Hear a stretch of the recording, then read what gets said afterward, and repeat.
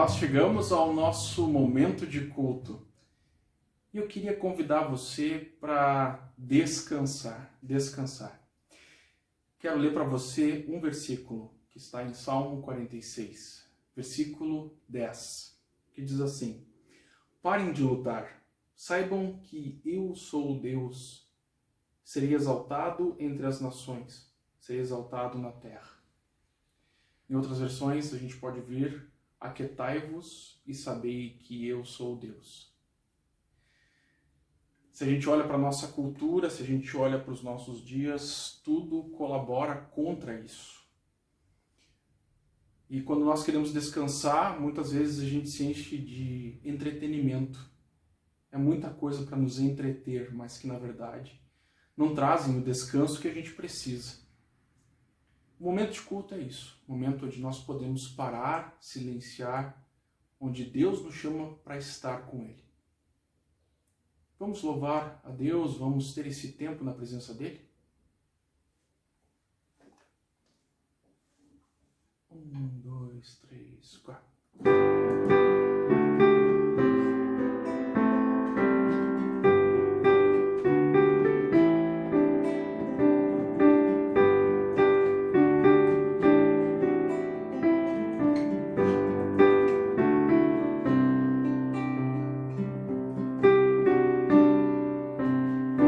No silêncio da minha alma existe um lugar onde só você pode chegar, pode tocar meu coração por onde quer que eu vá.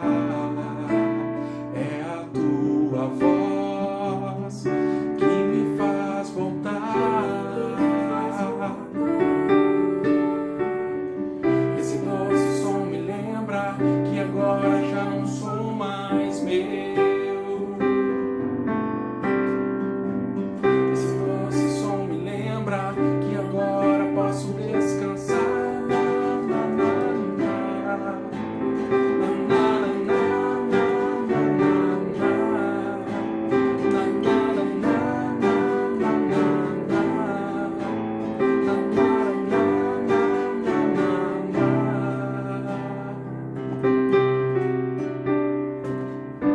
No silêncio da minha alma existe um lugar onde só você pode chegar, pode tocar meu coração por onde quer que eu vá.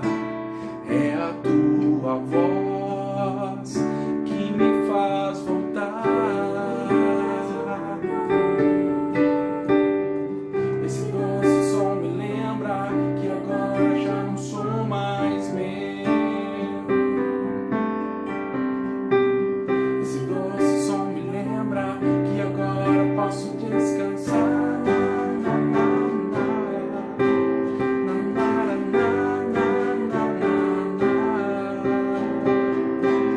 Minha angústia que eu deixo, meu pranto agora é riso. Eu quero me entregar. Esse doce som me lembra.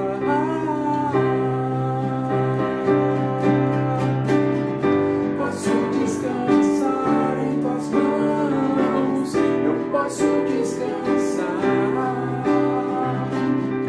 Posso descansar em tuas mãos. Eu posso descansar. Posso descansar em tuas mãos. Posso descansar. Posso descansar em tuas mãos. Posso descansar.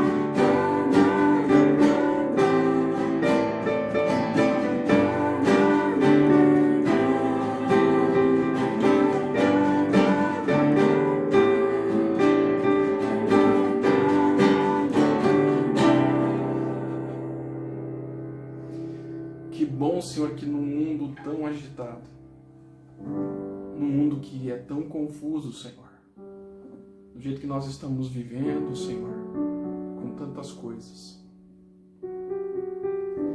nós podemos saber que o Senhor nos chama para descansar, Senhor. E o que mais nós precisamos é a Tua presença, Senhor, para esse descanso real, Senhor. Como nós lutamos, Pai, para descansar. Como nós lutamos, Pai, para parar de Te ouvir.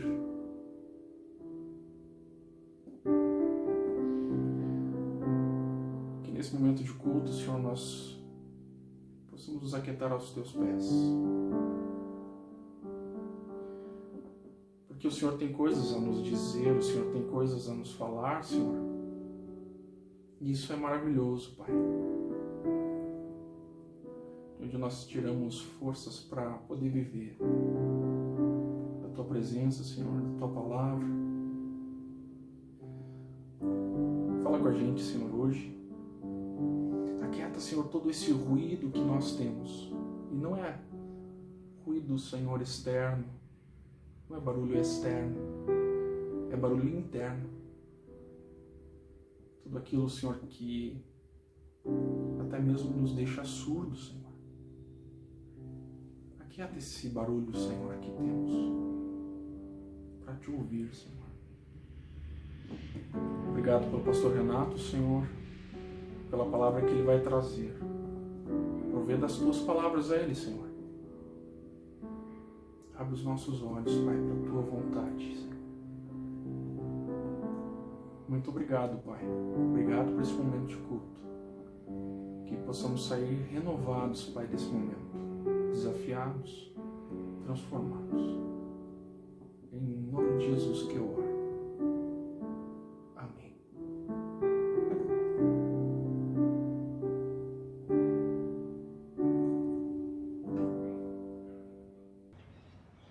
Uma das experiências mais desafiadoras que eu tenho feito na minha vida é educar os meus filhos. E não pelo fato de eles serem os mais serelepes, mais rebeldes ou mais agitados que eu conheço, não é essa a questão. Mas é porque eles me fazem lembrar coisas e me fazem perceber o que está dentro da minha própria natureza. A dificuldade em lidar com correção, com disciplina. E a dificuldade de transformar aprendizado em atitudes concretas. Isso me faz muitas vezes me perguntar de onde vem essa nossa dificuldade de lidar com essas coisas. Porque as primeiras páginas da própria Bíblia nos mostram que existe no ser humano um despertar para o querer discernir entre bem e mal. E a nossa dificuldade de acolher a disciplina, a correção, transformar aprendizado em questões práticas da vida mostra que nós não conseguimos discernir muito bem entre bem e mal, entre o que é bom e o que é ruim, entre o certo e o errado. E esses textos para o qual eu quero te convidar, logo a nós nos voltarmos, em Gênesis capítulo 3, nos mostra que exatamente essa foi a motivação de uma grande rebeldia contra o próprio Deus. A busca do discernimento do bem e do mal, a busca por uma onisciência, querer conhecer e saber todas as coisas e discerni-las. No versículo 4 do capítulo 3 nós vemos: Então a serpente disse à mulher: É certo que não morrereis quando comerem do fruto que Deus disse para não comerem. Porque Deus sabe que no dia em que dele comerem, se abrirão os olhos de vocês, e como Deus, vocês serão conhecedores do bem e do mal. Parece que, na verdade, aquilo que a serpente estava querendo proporcionar com sutileza era uma busca que estava dentro do coração do ser humano, mas que nós não conseguimos perceber em nós hoje, que vivenciamos o momento posterior àquilo que é narrado em Gênesis 3, conforme nós lemos. Nós não trazemos na nossa natureza uma tendência ou uma possibilidade de discernir tão bem entre bem e mal quanto nós realmente gostaríamos. O ser humano desobedeceu a Deus, se distanciou de Deus, criou uma ruptura entre si e o próprio Deus, conforme nós lemos nos textos seguintes de Gênesis, mas não carregou para dentro dessa realidade aquilo que foi a sutileza da serpente de querer proporcionar ao ser humano.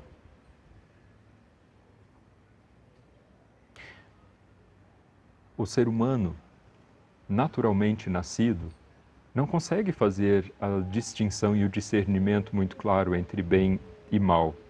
A serpente, então, nesse sentido, não só enganou os nossos antepassados ao sussurrar com essas sutilezas, desconfianças contra Deus, mas ela gerou também dentro do coração humano esses desejos divinizadores, nós poderíamos chamar. O ser humano que tem uma tendência de querer ser Deus, de alguma forma, de romper a sua relação com Deus, querendo se colocar no lugar de Deus, viver de forma independente do próprio Deus.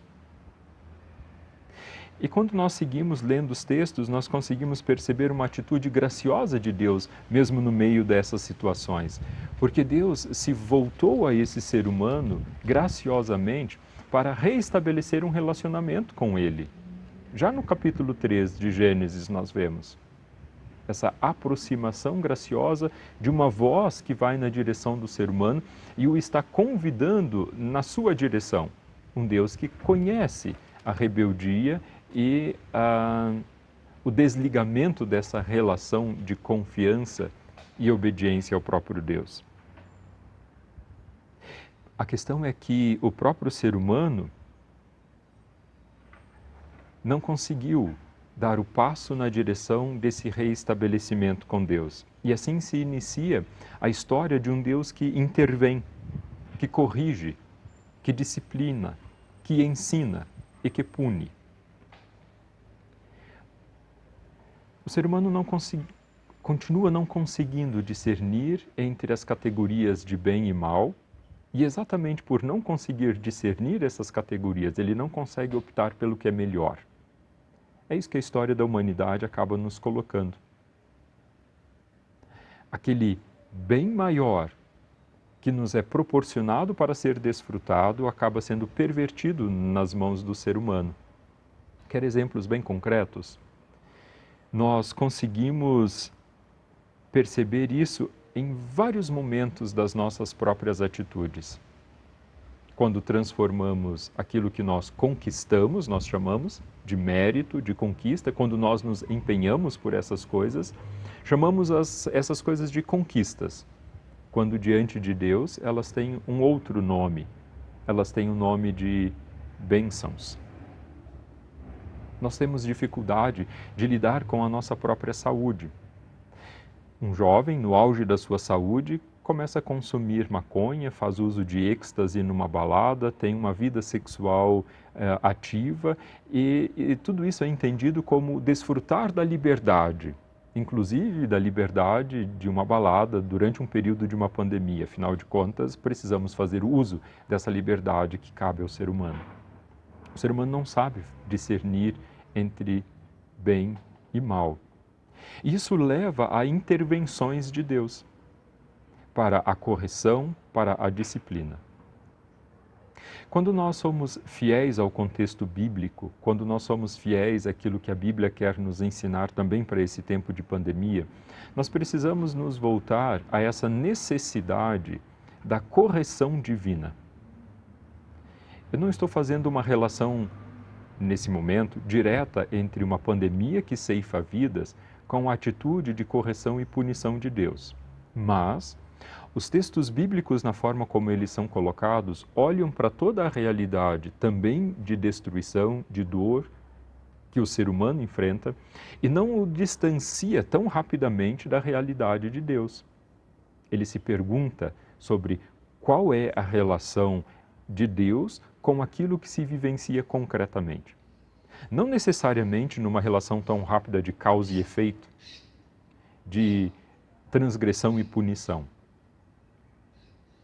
mas sim na busca daquilo que Deus quer levar ou trazer a nós para nos levar a uma compreensão daquilo que é melhor. Veja bem, o rompimento dessa categoria que nós buscamos pelo sussurrar da serpente entre bem e mal e olharmos para aquilo que é melhor para a humanidade. A dificuldade que nós temos é que, por vezes, nós não gostamos tanto dos livros proféticos da Bíblia, das longas exposições dos profetas que mostram a corrupção da própria natureza humana. E esses textos precisam ser um pouco mais lidos por nós, principalmente nesse tempo. Se nós queremos discernir um pouco mais a respeito do caminho que Deus nos está proporcionando para seguir. Esses que desejam caminhar com o Deus vivo e verdadeiro durante a pandemia, precisam se voltar um pouco mais para a realidade da Bíblia. Não apenas buscar os números e essas mídias que nos geram aflição no coração, mas muito mais para essa realidade da Bíblia que quer nos mostrar como Deus lida com toda essa situação. Por mais aterradoras que nos sejam essas mensagens dos profetas, elas nos mostram que Deus está agindo sim no tempo da pandemia, e não apenas quando cura. Isso nós precisamos compreender na devida profundidade, não individualizando, isso é muito difícil para nós nesse tempo, quando conhecemos tantas pessoas individualmente que estão sendo afetadas, eu sei disso. Mas nós não podemos individualizar algo que a Bíblia também coloca como um coletivo, uma necessidade de reorientação. A questão é que, por vezes, esse descontentamento de Deus, essa punição de Deus, essa ira de Deus, conforme nós temos na Bíblia, ela é desconsiderada por nós. Ela é desconsiderada da nossa realidade num tempo onde nós temos apenas uma teologia coaching, que foca nos interesses do indivíduo e apenas reafirma aquilo que ele quer ouvir. A Bíblia não faz isso. Não é a forma como ela lida com a realidade do ser humano. E por vezes nós, então, temos dificuldades de perceber que o amor real de Deus não é aquele permissivo, aquele que permite todas as coisas, mas é aquele que corrige o ser humano como um todo na direção daquilo que é o melhor. Para um desses textos nós vamos, que é do profeta Ezequiel, que está direcionado a princípio não para toda a humanidade, mas apenas para aqueles que são conhecidos como o povo de Deus. Ezequiel capítulo 5, nós vamos ler uma profecia que diz respeito ao povo de Deus.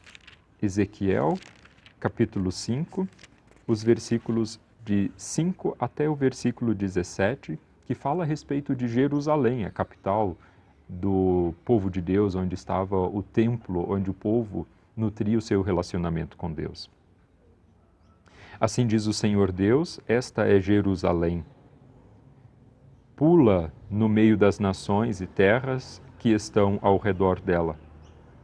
Ela, porém, se rebelou contra os meus juízos, praticando o mal mais do que as nações e transgredindo os meus estatutos mais do que as terras que estão ao redor dela. Porque rejeitaram os meus juízos e não andaram nos meus estatutos.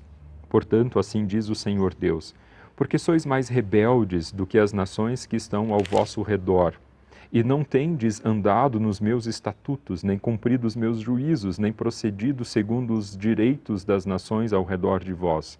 Por isso, assim diz o Senhor Deus, eis que eu mesmo estou contra ti, e executarei juízos no meio de ti, à vista das nações. Farei contigo o que nunca fiz e o que jamais farei, por causa de todas as tuas abominações. Portanto, os pais devorarão a seus filhos no meio de ti, e os filhos devorarão a seus pais. Executarei em ti juízos, e tudo o que restar de ti espalharei a todos os ventos. Portanto, tão certo como eu vivo, diz o Senhor Deus, pois que profanastes o meu santuário com todas as tuas coisas detestáveis e com todas as tuas abominações, eu retirarei sem piedade os olhos de ti e não te pouparei. Uma terça parte de ti morrerá de peste e será consumida de fome no meio de ti. Outra terça parte cairá a espada em redor de ti, e a outra terça parte espalharei a todos os ventos e desembainharei a espada atrás dela. Assim se cumprirá a minha ira, e satisfarei neles o meu furor, e me consolarei. Saberão que eu, o Senhor, falei no meu zelo, quando cumprir neles o meu furor. Por-te-ei em desolação e por objeto de opróbrio entre as nações que estão ao redor de ti, à vista de todos os que passarem.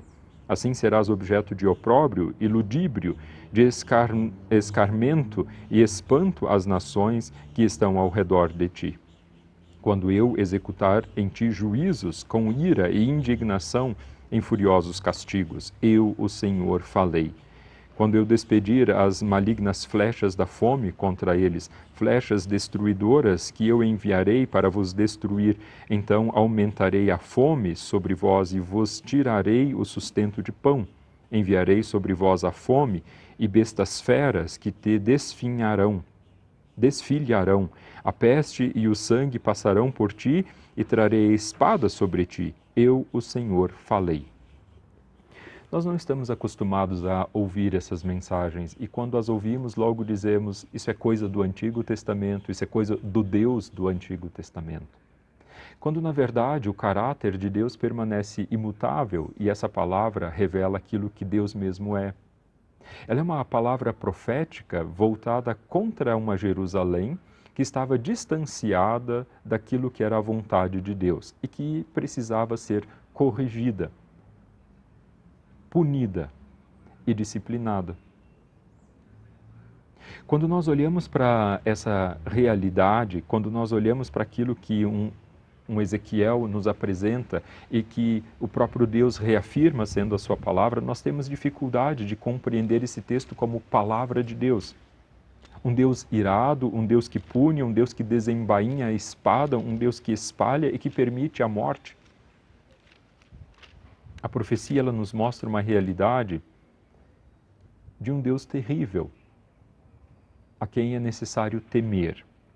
De um Deus, sim, terrível, pois ele fica horrorizado e irado com a realidade que ele percebe diante de si, que, conforme nós lemos, se lemos todos os livros dos profetas, uma realidade que se perverte, uma realidade que se corrompe, uma realidade que se fecha apenas aos seus interesses, por vezes sociais, por vezes econômicos, e também distanciando aquelas pessoas do próprio Deus, levando as pessoas a uma rebeldia contra ele. Essa palavra, então, essas palavras apontam nessa direção para essa realidade. Agora, certamente nos fica claro quando a gente lê essas palavras que Deus não sente nenhum prazer nisso. Ele não se satisfaz nisso no sentido de prazer. Ele apenas está irado contra uma situação e uma realidade que precisam sim ser corrigidas e que pela dureza e maldade do coração humano precisam de uma intervenção um pouco mais drástica.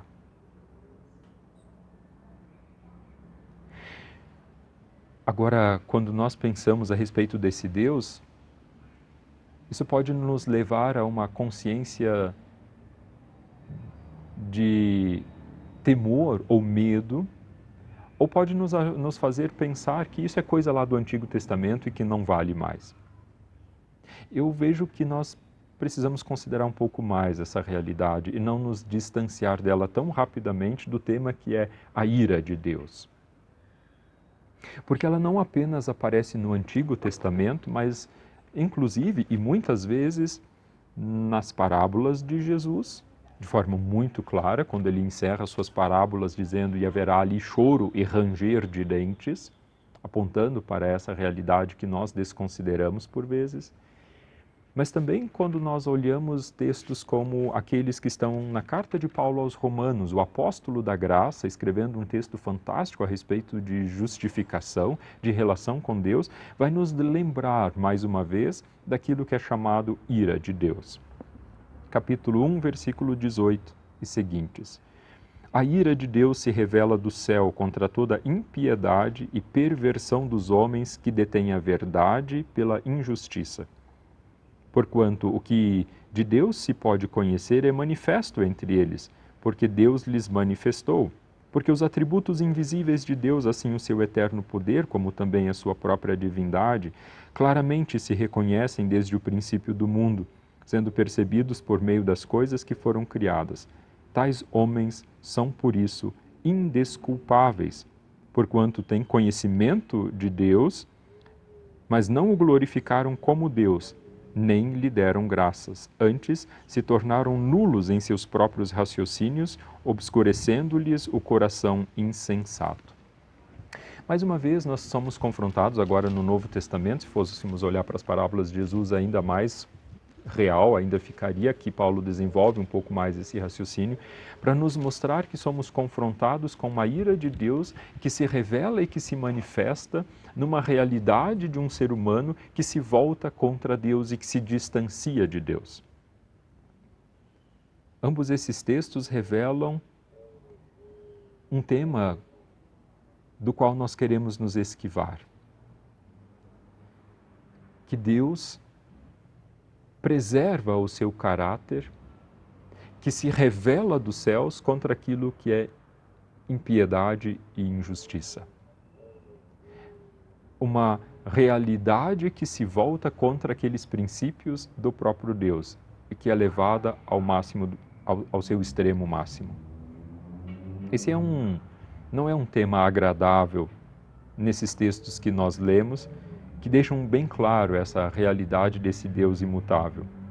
Porque se por um lado há um exagero no uso desses textos, que estão na palavra de Deus, por outro lado há também um descaso e um abandono com esses textos.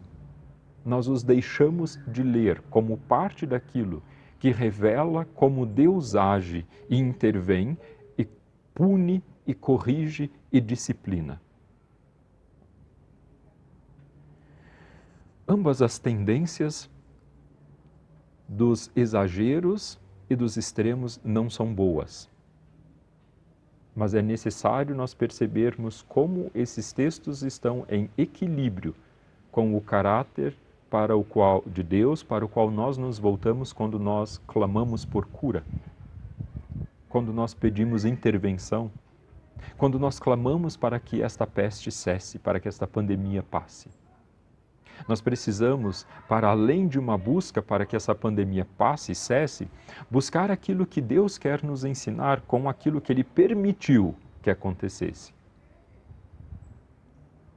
Nós precisamos nos perguntar quais as correções de rumo, de curso que Deus quer com aquilo que nós estamos vivenciando e que nos foi permitido. O ser humano não consegue discernir muito bem entre bem e mal. E por isso se prende nessas categorias na busca de discernir entre bem e mal e não consegue optar por aquilo que é o melhor. Como isso acontece no nosso cotidiano? E eu volto ao exemplo que eu dei antes. Nós conseguimos conquistar muitas coisas, com empenho, com dedicação, com esforço.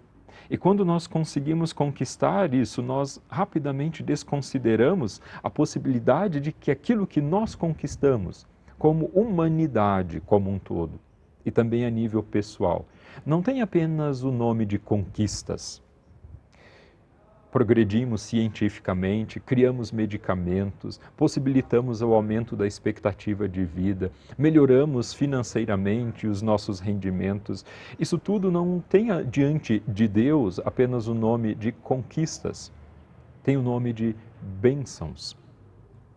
Aquilo que a graça comum de Deus proporciona para a humanidade nos avanços que nós temos, avanços tecnológicos que nos favorecem. Avanços que nós temos a nível pessoal e como humanidade.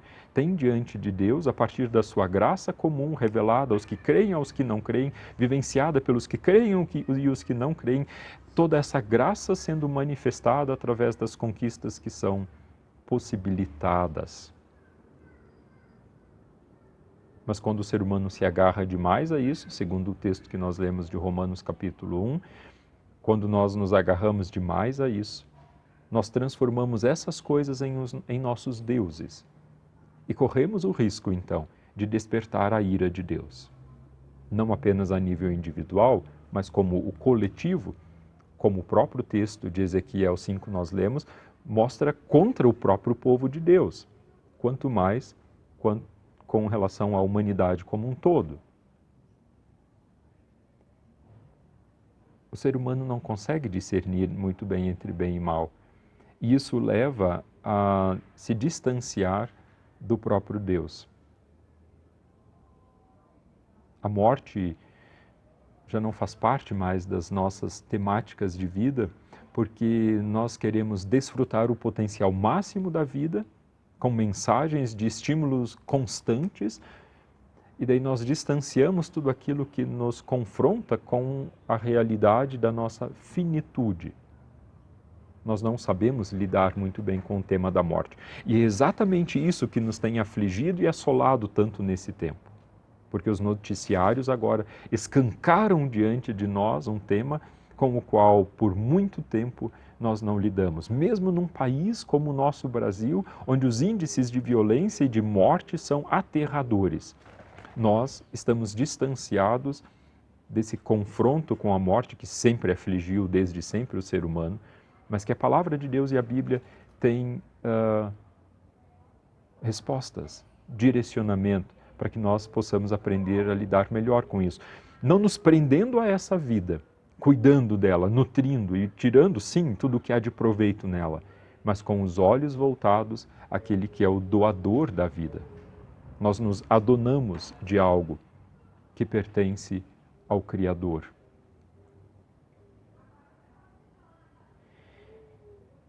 Quando nós olhamos para esses números que vêm chegando, nós começamos a perceber que não são apenas números, são pessoas.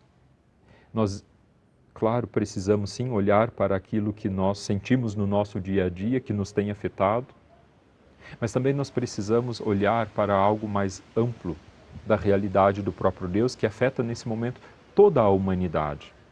Nós clamamos, e eu clamo sim, por uma lista enorme de nomes de pessoas que me são conhecidas, por cura.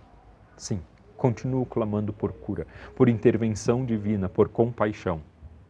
Porque exatamente nesse ponto eu vejo que é o que Deus está querendo proporcionar de forma concreta e real para um ser humano que perdeu a empatia, a compaixão, o sofrer junto com o outro.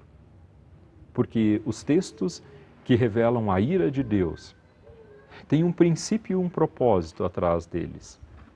Eles querem que eles não se cumpram. Deus revela a sua ira para que ela não se cumpra, para que o ser humano reorganize a sua vida, a sua forma de viver, no sentido que dá propósito aos seus dias e como se relaciona e contribui para o todo da criação e o todo do propósito de Deus dentro do reino de Deus. Quando nós olhamos para isso, então, nós vemos que o ser humano não consegue discernir muito bem entre o bem e o mal, por vezes esquecendo a realidade da morte, relativizando os 300 mil que morreram até agora, segundo os dados oficiais, desconsiderando, negando, deixando de lado a realidade de pessoas que estão enlutadas, sofrendo, deixando de lado a realidade daqueles que estão com dor por não terem podido se despedir daqueles que lhes são amados, porque os números são pessoas, são biografias, são vidas que cessaram.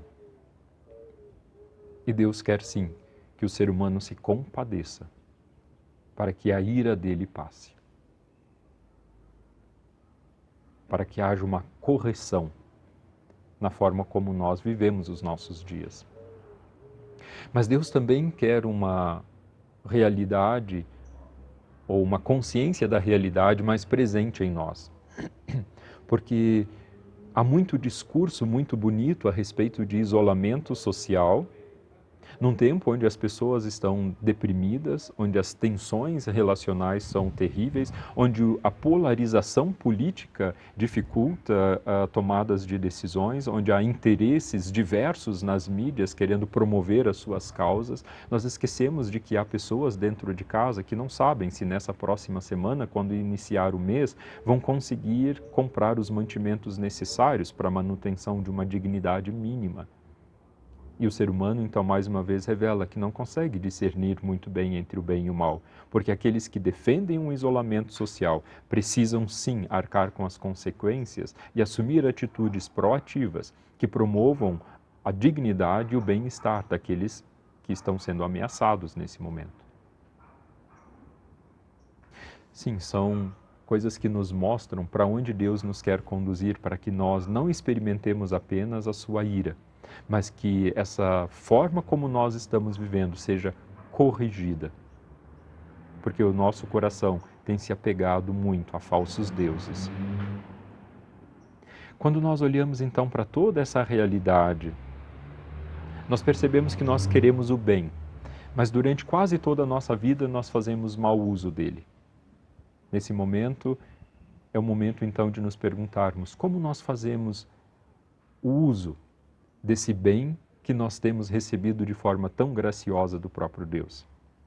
A humanidade experimenta um rápido distanciamento de Deus conforme progride tecnologicamente, progride nas suas conquistas. O ser humano faz isso também. Conforme progride nas suas conquistas, na forma como vai ascendendo socialmente, ele vai se distanciando da realidade de Deus, buscando apenas um Deus que confirme aquilo que são as suas próprias decisões. Ezequiel 5 e Romanos 1 mostram que Deus não fará isso. E nesse tempo, então, o pensamento positivo chegou aos seus limites. A teologia da prosperidade chegou aos seus limites. E Deus está, então, nos convidando agora a ouvirmos novamente a voz dele, assim como a Bíblia nos coloca nesse perfeito equilíbrio dessa realidade de Deus, que demonstra o seu amor concreto, mas não afasta também a sua ira diante de situações que não lhe podem ser permitidas. Em nenhuma época da história nós fizemos tantos avanços, mas em nenhuma época da história nós estivemos tão distanciados de Deus, tão autossuficientes, tão arrogantes e prepotentes, tão distanciados dessa realidade que é o confronto com a morte, vivendo os nossos dias como se eles não acabassem. E aqui então entra o sentido principal dessa ira de Deus, como ele é apresentado na Bíblia. Deus quer uma humanidade mais humilde. Eu reforço isso, que vive a compaixão, que exercita a empatia, que se aprofunda no amor, que é generosa em compartilhar as suas bênçãos, que foram tão chamadas de conquistas. Esse texto de Ezequiel 5 e Romanos 1, ele quer proporcionar um objetivo para nós. Ele quer que nós vivenciemos essa possibilidade de que eles não se cumpram. De que Deus não precise demonstrar a sua ira, a sua punição, para sermos então corrigidos e disciplinados, mas que possamos acatar, acolher a correção do próprio Deus. Deus revela a sua ira para que ela não se cumpra no ser humano, para que o ser humano não seja alvo dela. Mas para que isso realmente aconteça, é necessário, sim, arrependimento. Confissão de pecados. É necessário, sim, a busca por perdão. É impossível clamarmos a Deus por cura, é impossível que nós mantenhamos a rebeldia contra Deus, é impossível que nós mantenhamos essas acusações contra Deus. É necessário olharmos para aquilo que desperta toda essa realidade. E é necessário, sim, nessa semana da Páscoa que se inicia agora, nós buscarmos um tempo de arrependimento, de percepção de que a realidade de morte e dor que acompanha os últimos dias de Jesus proporcionam também uma nova vida, uma ressurreição. Mas aquilo que nós experimentamos no domingo de Páscoa só é possível ser vivenciado para nós se acompanhado, sim, por arrependimento, por confissão de pecados, por busca de perdão da culpa. Pessoalmente, individualmente, nos erros que nós cometemos pelo caminho e também coletivamente como povo de Deus, que deixa de lado os propósitos de Deus com aqueles que ouvem o Evangelho, e também como humanidade, que tem sido cruel. Eu creio, eu tenho visto pessoas que têm encontrado o caminho no meio disso tudo, dessa pandemia, no meio de dor, de sofrimentos e aflições. E o caminho com C maiúsculo. Não apenas reforço dos seus pensamentos de autoajuda, não apenas reforço da busca de um Deus permissivo que concorda com todas as coisas, na forma como se vive, como humanidade ou individualmente. Eu tenho visto pessoas reorientando as suas vidas, buscando experimentar algo que elas nunca experimentaram no seu relacionamento com Deus, aprofundando esse relacionamento.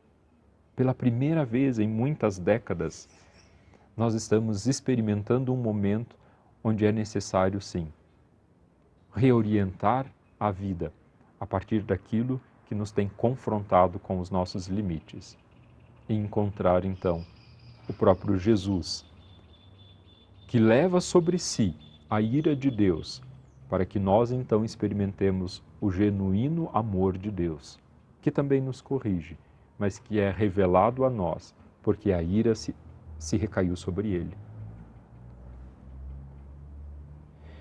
É nesse domingo de entrada de Jesus em Jerusalém que a gente percebe que, por um lado, ele foi rapidamente acolhido por essa multidão em louvor, mas que essa multidão rapidamente, de novo, se distanciou. Como eu disse antes, no progresso que nós fazemos, nas conquistas que nós fazemos, na experiência da presença de Deus que agrega tantas coisas a nós, nós corremos o risco de rapidamente de se distanciar daquele Deus que quer promover a preservação dessas coisas que são para nós bênçãos. Deus está agindo durante a pandemia e muita gente o tem reencontrado. Justamente quando a vida está sob ameaça. Nós buscamos então ao próprio Deus. Minha sincera oração é que nós não o abandonemos tão rápido, que nós não o esqueçamos tão rápido quando as coisas não nos ameaçarem mais. E aqueles que ainda têm uma realidade preservada, que não estão sendo tão cruelmente afetados, que não precisem passar pela provação, para que percebam que neste momento eles estão sendo chamados à empatia, à compaixão, à generosidade, a transformar suas vidas em bênção para outras pessoas. Porque Deus prova neste momento a todos. Quer nós percebamos isso, quer não. Para nos conduzir, então, na direção daquilo que Ele quer que seja preservado em nós, o relacionamento com Ele, que orienta e reorienta a nossa vida. Que possamos então assim experimentar durante essa semana que segue experiências com Deus, para que aquela experiência do domingo de Páscoa, da ressurreição, seja experienciada também por nós, como experiência de nova vida, de ressurreição já agora, e que também nos traga essa promessa de que nossa vida não se limita apenas a esses dias que nós desfrutamos aqui, mas exatamente por causa da ressurreição que Jesus experimentou no domingo de Páscoa. Nós damos sentido e propósito para esses dias aqui, aguardando aquilo que virá.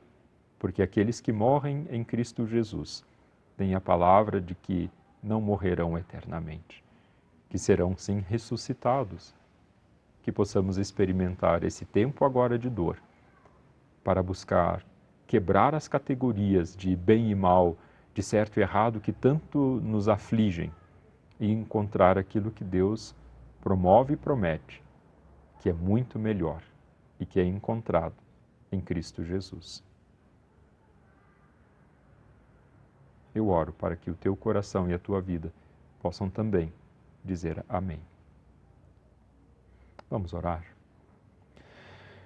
Obrigado, Deus, porque nós podemos ter um encontro com a Tua Palavra e não apenas encontro que confirma aquilo que nós por vezes tanto queremos ouvir, mas que nos reorienta naquilo que é necessário para não experimentarmos a continuidade da Tua ira.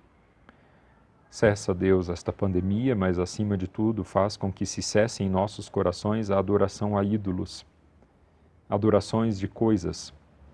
Faz com que nós possamos nos voltar em obediência a Ti, em reverência a Ti, em busca por aprofundar aquele relacionamento contigo, talvez perdido, ou talvez nunca encontrado. Promove isso neste momento agora, então, Senhor, no coração daquele que ora, que busca, que clama pela Tua presença restauradora. Faz, Deus, com que Teu povo experimente também esta Tua presença que redireciona o agir. Faz com que a Tua humanidade experimente o despertar da empatia, da compaixão, da misericórdia, do agir proativo para transformar todo esse tempo também em algo que promove vida e bênçãos. Capacita-nos, a Deus. Afasta de nós a Tua ira e aproxima-te com um coração generoso e amoroso. É o que te pedimos, sim, no nome e na presença de Jesus. Amém.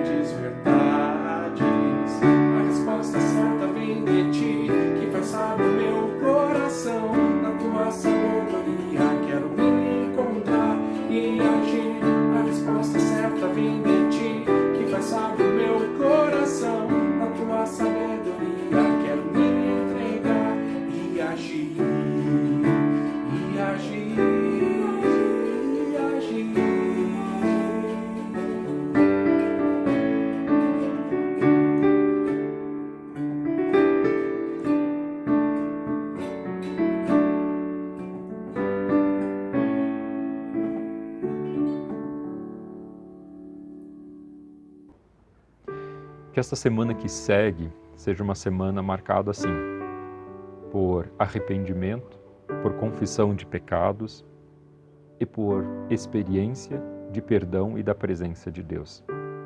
Que o Senhor assim levante no teu coração o profundo anseio e desejo de encontrá-lo, de viver e caminhar com Ele. E que assim isso de fato se torne bênção para a sua vida. Que o Senhor te abençoe e te guarde, que Ele faça resplandecer o rosto sobre você e tenha misericórdia de você.